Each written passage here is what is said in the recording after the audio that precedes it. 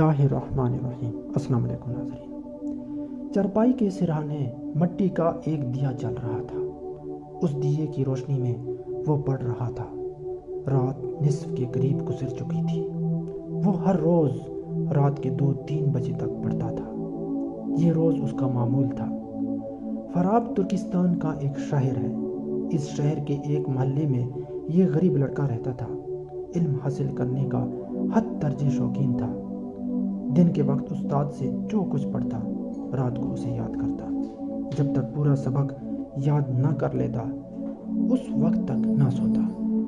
بعض اوقات تو تمام رات ہی پڑھنے میں گزار دیتا تھا۔ لیکن اس رات کیا ہوا؟ دیے کی لو اچانک کم ہونے لگی۔ اس نے بتی کو اونچا کیا، پھر پل بھر کے لیے روشنی تیز ہو گئی، پھر دیا بجھ گیا۔ وہ جلتا بھی کیسے ہے؟ اس کا تیل ختم ہو گیا تھا۔ اب تو وہ بہت پریشان ہوا۔ آدھی رات کے وقت تیل کہاں سے لاتا؟ تمام دکانیں بند تھیں۔ کوئی کھلی ہوتی تو بھی اس کے پاس پیسے کہاں سے آتے کہ ان کا تیل لے آتا؟ اپنا خرچ چلانے کے لیے وہ محلے کے ایک بچے کو پڑھاتا تھا۔ اس طرح اسے جو پیسے ملتے ان میں سے دیے کے لیے تیل بھی خریدتا تھا۔ اس بار تیل وقت سے پہلے ہی ختم ہو گیا تھا۔ اس نے سوچا اب کیا ہو سکتا ہے؟ بہتر ہے کتاب سرانے رکھ کر سو جائے۔ لیکن ابھی تو اسے 2 گھنٹے اور پڑھنا تھا۔ وہ یہ 2 گھنٹے کس طرح ضائع کر سکتا ہے؟ اور پھر دوسرے دن کے لیے بھی تو اس کے پاس تیل نہیں تھا، پیسے نہیں تھے۔ وہ باہر نکلا، دروازے پر آ کر کھڑا ہو گیا۔ رات کا گھٹا ٹوپ اندھیرا ہر طرف پھیلا ہوا تھا۔ ایسے میں اسے اندھیرے میں روشنی کی ایک لکیر سی نظر آئی۔ اس کے قدم فوراً روشنی کی طرف اٹھنے لگے۔ نزدیک پہنچ کر اس نے دیکھا روشنی ایک قندیل سے آ رہی تھی اور قندیل چوکیدار کے ہاتھ میں تھی۔ اس نے چوکیدار سے بہت باادب ہو کر کہا، اگر آپ اجازت دیں تو میں قندیل کی روشنی میں کتاب پڑھ لوں۔ میرے دیے میں تیل ختم ہو گیا ہے۔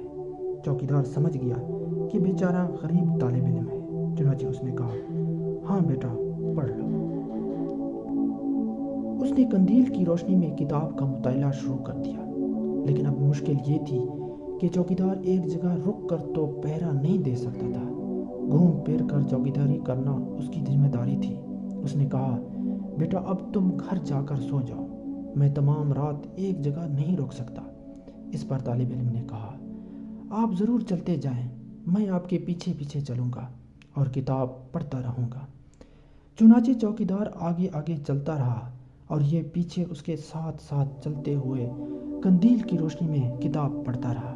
اس طرح مطالعہ کرنے میں اگرچہ بہت دقت پیش آ رہی تھی، لیکن اس نے ہمت نہ ہاری۔ 4 بجے تک پڑھتا رہا، پھر چوکیدار کا شکریہ ادا کر کے گھر چلا گیا۔ دوسری رات بھی یہی ہوا۔ تیسری رات لڑکا آیا تو چوکیدار نے کہا، بیٹا یہ قندیل تم لے لو، میں اپنے لیے اور قندیل لے آیا ہوں۔ لڑکے نے یہ بات سنی تو اسے یوں محسوس ہوا جیسے کوئی بڑا خزانہ ہاتھ آ گیا ہو۔ کیا آپ جانتے ہیں یہ لڑکا کون تھا؟ یہ لڑکا بڑا ہونے پر ابو نصر الفارابی بنا، جو عالم اسلام کے نامور فاضل، معقولات کے ماہر اور بے مثال فلسفی کے طور پر مشہور ہوئے۔ دنیا نے ان کی عظمت کا لوہا مانا۔ آج ان کی وفات کو تقریباً 1000 سال سے زائد عرصہ گزر چکا ہے، لیکن ان کی عظمت اسی طرح برقرار ہے۔ مزید ایسی ویڈیوز دیکھنے کے لیے ہمارے چینل کو سبسکرائب کریں۔ شکریہ۔